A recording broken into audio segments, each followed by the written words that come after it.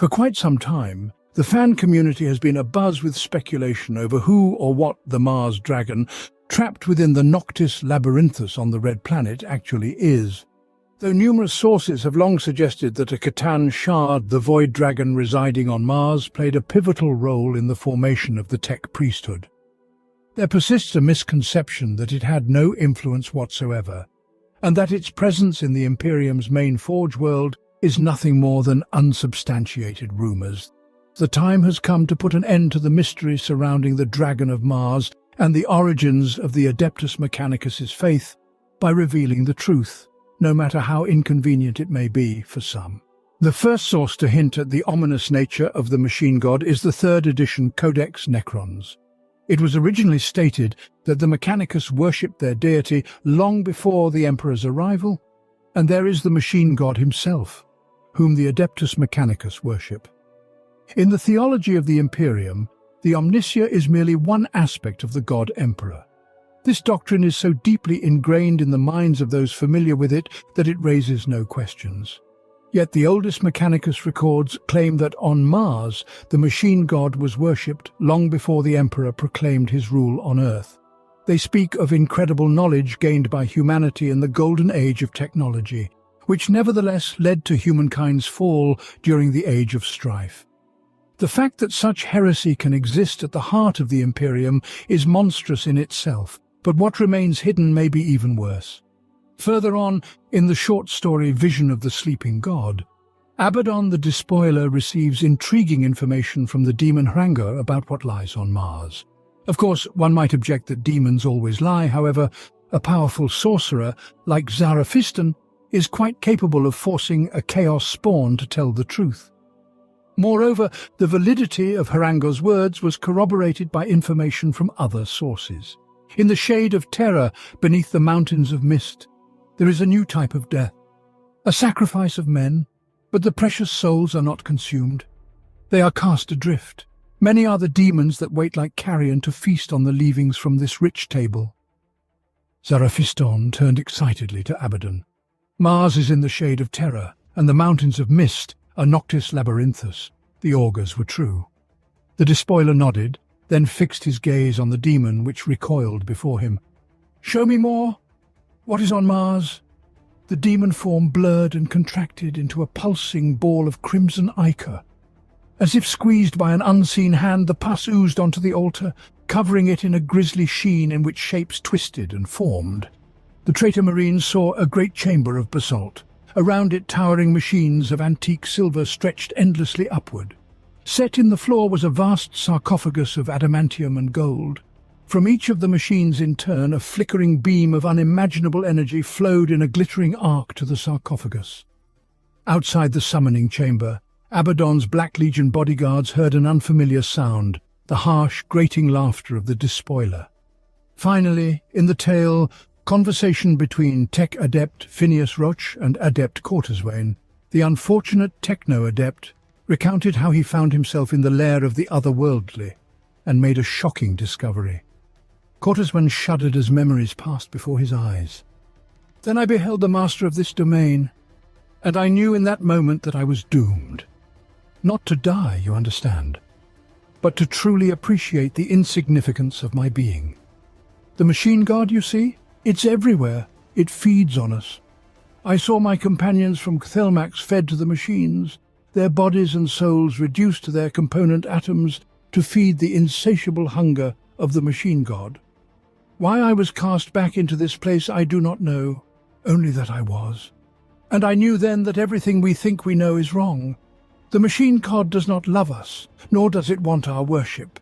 We are naught but playthings to it, and I would not be tainted by such evil." Courteswain realized that the god machine is kin to the otherworldly, as it too commanded machines, albeit not on such a grand scale as the adept had personally witnessed. "I alone survived, but when I awoke it was to find I had been transported beyond the Emperor's light. I beheld a scene of bedlam, living engine obelisks of metal belching lightning in whipcord arcs, a horizon that stretched up and round to enclose a bloated red sun that seemed so close I could reach out and touch it. Like a malevolent crimson eye, the sun roared and seethed in its death throes, the machines feeding on its luminescent energies like obscene mechanical parasites. Shortly before the release of the third edition Codex Necrons, in background materials for Battlefleet Gothic, it was narrated about the Eldar Gambit, an attempt by 5 Necron ships to break through to Mars. Any preparation ended in 998, M41, when 5 Shrouds launched a suicidal assault on the Adeptus Mechanicus's Mars installation. It is unknown why the Necrons performed such an apparently pointless mission. The Adeptus Mechanicus have been reluctant to discuss the incident, although they have placed a Perdita zone around Noctis Labyrinthus, enforced by an entire Skitarii legion. With the release of the Codex Necrons, a frightening explanation for this raid appeared. The Necrons attempted to free the Void Dragon.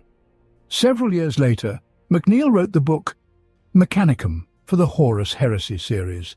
It narrates that the dragon once ravaged ancient Terra before being subdued by the Emperor and imprisoned on Mars in times preceding the Age of Strife.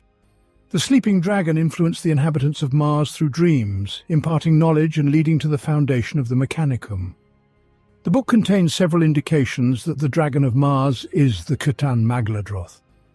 The first, the dragon once lived in space among the stars. The second, one of the dragon's guardians, Simeon, asks Dahlia if all stars were consumed by some and others, hinting at the C'tan and their propensity to consume stars. The third, Dahlia herself, another guardian, recognizes the dragon of Mars as an incredibly ancient, powerful and exotic life form, giving rise to an entire civilization and then destroying them on a whim.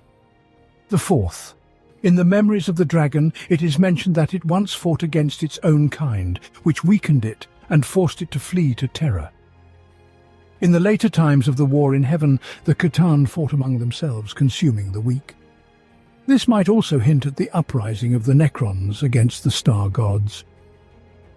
The fifth, in the description of the dragon, it is said that its chest shone with the light of the stars it had absorbed, which again points to the C'tan, known for devouring stars. And the sixth, during the battle with the Emperor, the dragon's skin was described as being silver in colour, harder than steel, but with a sufficiently strong strike, it rippled like liquid mercury. By all indications, this is necrodermis, from which the bodies of the C'tan are made. A rather clear picture emerged, however, when the 5th edition was released. The backstory was partially rewritten, and many materials were called into question. Nonetheless, over the years, the relevance of most of the 3rd edition C'tan background was confirmed by new works, with the adjustment that in certain episodes now, fragments rather than whole star gods were featured. As for the Void Dragon, the fact that a fragment of it is located on Mars was confirmed in the book The World Engine by Ben Counter. The Lords of Borsis, whom the Imperium managed to stop at the cost of the life of an entire Space Marine chapter, were heading towards Mars by the will of their Lord Hecuroth, who was going to awaken a fragment of the Void Dragon on the Red Planet. As the sergeant approached an unfathomable structure, flames ignited at the base of its wall, and from them formed figures in the air akin to a holographic projection. Glowing spheres and Necron hieroglyphs rotating around them formed a star system, as Faraji realized. The yellow sphere in the very center represented the sun, and around it orbited numerous colorful planets, each marked by its own hieroglyphs, which presumably revealed the name of the world. The scouts scattered around the room, checking every corner for hidden enemies. Apart from the structure in the center, the room was empty, and Faraji figured it had been vacant for a very long time. Kazin stepped into the projection, and as the lights danced upon him, the sergeant realized that the image was emanating from the eyes of Necron sculptures. "Brothers, a test," said Faraji. "What do you see?" "Not the Varv system," said Nilhar. "That has 11 worlds and no gas giants of that size." "Then what?" "I do not recognize anything from the battle histories," said Palau. "No, it is not the history of our chapter," said Kazin, looking at the world slowly orbiting around him. "It is from the scriptures." A twining red line was curving around the room, forming a route approaching the system in the center from slightly above. It was the path of an approaching spacecraft. "The scriptures?" asked Samal. "9 planets," said Faraji. with a mid-cycle star, 4 gas giants, an icy rock at one extreme, barely a planet at all, a scorching ball of stone at the other, then a toxic orb, then a world every human knows well by instinct. "Do you not see it, brothers?" "The Sol system," said Nilha. "Sol," said Faraji. The sergeant approached the third planet from the sun. It had an unfamiliar appearance, all blue and green, oddly composed of land and oceans. But if you remove the oceans, make Earth blackened and scarred, and apply a huge spot from a structure the size of a continent resembling a blister, it would immediately become stunningly familiar. "This is Terra," nodded Faraji. "Earth, and this is Mars." The astral knight pointed to the rust-red sphere of the fourth planet. In the illustrations, it at least looked more like its current self, lacking only the massive forges near Mount Olympus and orbital docks for the Solar Line fleet. The spacecraft spiraled to the heart of the stellar system and stopped at the red planet, around which hieroglyphs immediately bloomed. "They are flying to Mars," Kazin was horrified. "The world engine?" Samal asked in bewilderment. "What else?" said Faraji. "It is the tomb of the Lords of Borsis. Here they recorded their destiny to deliver the mechanism world to Mars." "Do you think you are the master of Borsis?" demanded Turakin. "This world rules you. It cannot be turned from its path. It will carry you to the end, and then what will become of you? Do you think what lies on Mars will welcome you as a liberator? It will tear you apart, Hekiroth of Nephrek. You who have not worshipped it, you who continue to betray its kind, it will destroy you."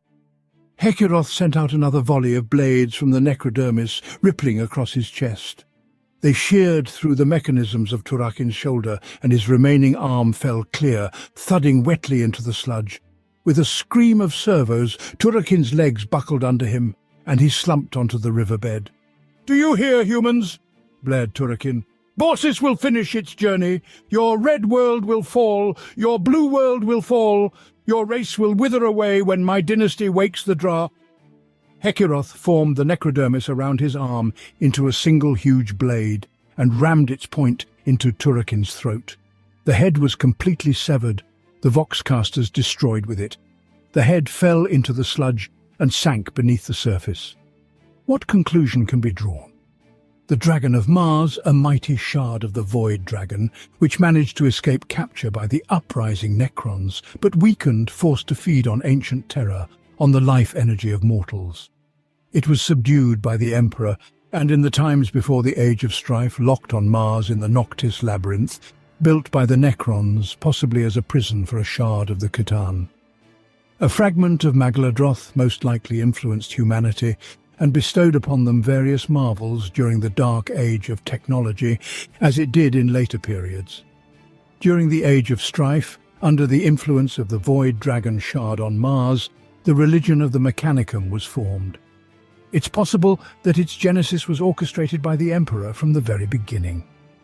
Millennia later, the Necrons repeatedly attempted to break through to Mars to liberate the Magladroth shard, and their schemes associated with this definitely bode nothing good for humanity.